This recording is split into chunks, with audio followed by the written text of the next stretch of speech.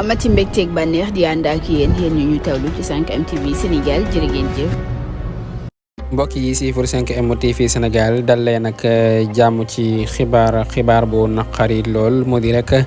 génn àdduna ka nga xam ne rek moo di soxna Serigne Mountakha Mbacké xalifa général des Mourides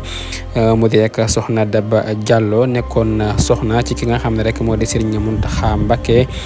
moom nag ma fi daal di bàyyi ko mu nekk loo xam ne métti na lool naqari lool dal ci kaw ki nga xam ne moo di xalifa général des Mourides Serigne Mountakha Mbacké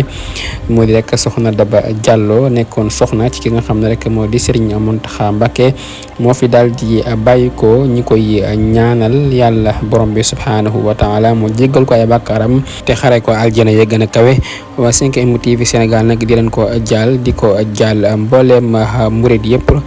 di ko ñaanal yàlla jéggal ko te xare ko aljana ya gën a kawe.